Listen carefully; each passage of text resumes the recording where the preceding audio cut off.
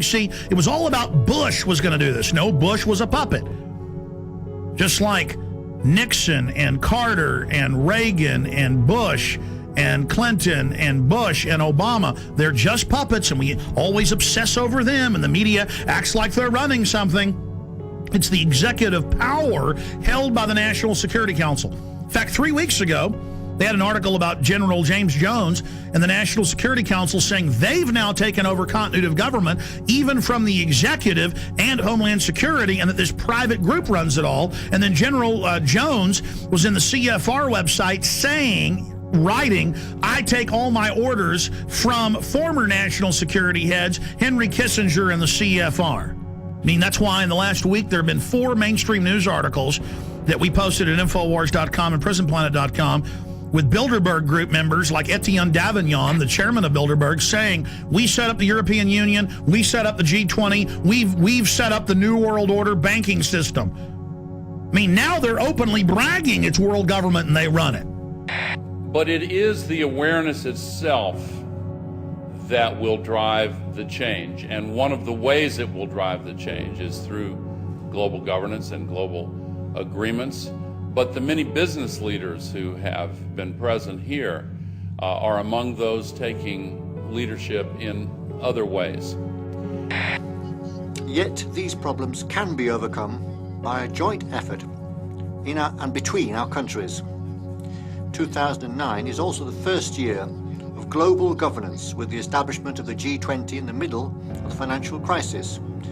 The climate conference in Copenhagen is another step towards the global management of our planet. This is collective action, people working together at their best. I think a new world order is emerging, and with it the foundations of a new and progressive era of international cooperation.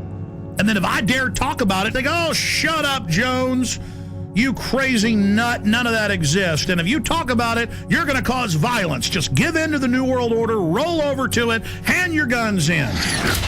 Let's start with the airport adventures, which they now admit are going nationwide with the Viper teams at bus stops, train stops, the streets, shopping malls, random vans, sending you through body scanners, biometrically scanning 360 your naked body. Now, I've seen more in-depth images by the actual companies where they can zoom in on pores.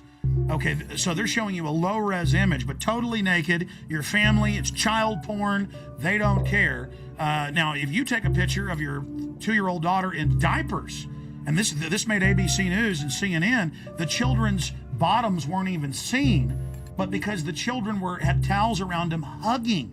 That was a 3-year-old and 2-year-old. They were arrested. Their children were taken. So that's things that aren't bad are called bad. But then the government recording your naked wife, you, your children, and now they're going in at all major airports, 214, and their people in Houston are being forced through them, but people are refusing and saying, no, you perverts, you're not going to do that. So Aaron Dykes and Rob Dew, back from 6 days of adventure with the police state in Canada and the U.S., tell us what happened.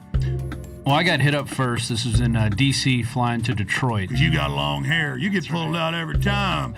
Some kind of Al-Qaeda. But Aaron was already through security, and I walked through, and they go, oh, sir, can you step in here?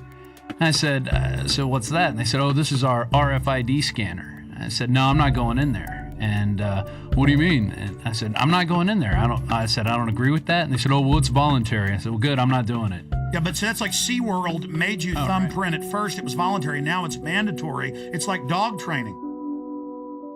Passengers describe a terror attack and the arrest of a suspect who tried to blow up a plane as it landed at Metro Airport. We heard a loud pop, then a bit of a smoke. Sounded first like a balloon being popped. All of a sudden heard some screams, and flight attendants ran up and down the aisles, and everything's crazy. People are screaming. There's fire on the plane. So there was a lady shouting back, and she was saying things like, what are you doing? What are you doing? And at that moment, I was sure I was going to die. And we're learning tonight more about the suspect. Let's get to Fox News' Andrea Isom. She begins our team coverage. She is live at Metropolitan Airport. Andrea? As the hours go on, you are right. We are learning more about the suspect, and quite frankly, the details are chilling. The man, the menace, 23-year-old Abdul Mudala of Nigeria. Mudallah's despicable actions were all on al-Qaeda's behalf. Sources telling Fox News his instructions were to blow up the plane over U.S. soil. The intelligence community knew about Umar Farouk Abdulmutallab weeks ago and failed to spread word that would have put him on the no-fly list. The father of the suspect in the Christmas incident warned U.S. officials in Africa about his son's extremist views. That a report was prepared and it was sent on to the CIA in Langley, Virginia, CIA headquarters, but it was not disseminated to the wider intelligence community. Obviously, when you have a father coming in and talking to the embassy about a son who's radicalized, gives the embassy the passport number, the first thing you would think is a very fast effort to see if the person's got a visa and suspend the visa. One of the things you don't know about is the number of people that we have turned away because their name has been on the watch list or on the no-fly list. Only my mom could, but not me and my dad, because both me and my dad are on the watch list.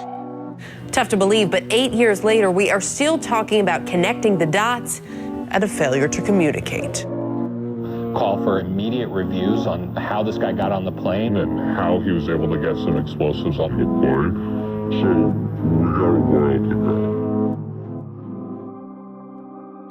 This is a controlled patsy.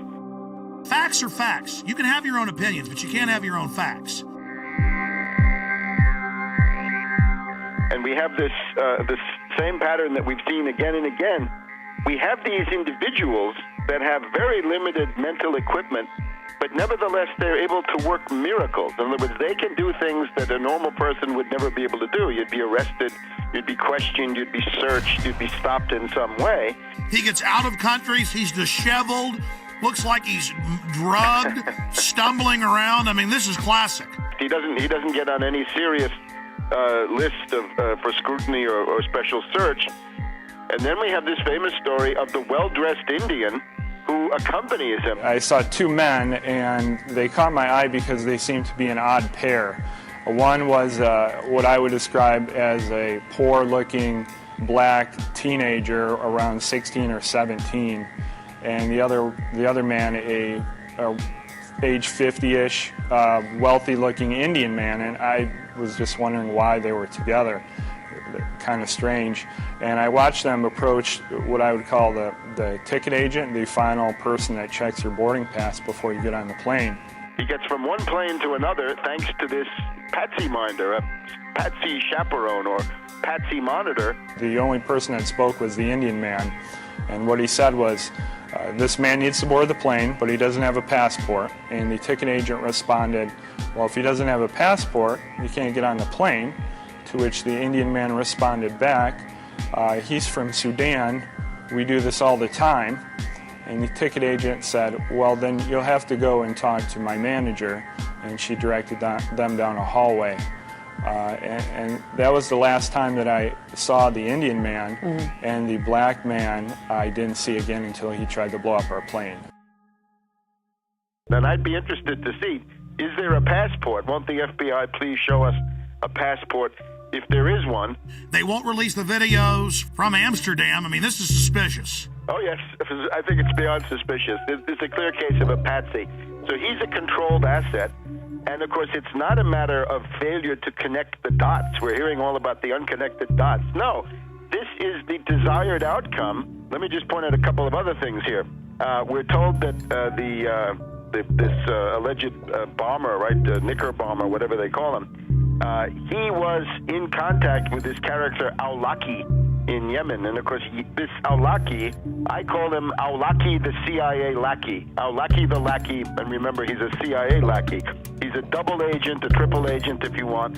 He is used as a kind of beacon to recruit patsies across the world, and they can always sheep dip somebody like Major Hassan. If they want to say, you're linked to Al-Qaeda, they just have you exchange a few emails with this Awlaki, and that's what he's good for, right? He goes back to 9/11 and Hani Hanjour. So this guy is he's a U.S. agent under whatever layers of garb that he's got. The other thing is, how was this young patsy Omar Farouk Mutallab, how is he radicalized? And I think we're getting some pretty good indications that it's this Brixton Mosque, Finsbury Mosque, Axis in London, the school for patsies, the British patsy Which, by the factory. way, 6 months ago, I remember it, you predicted we'd see plane bombings out of that mosque.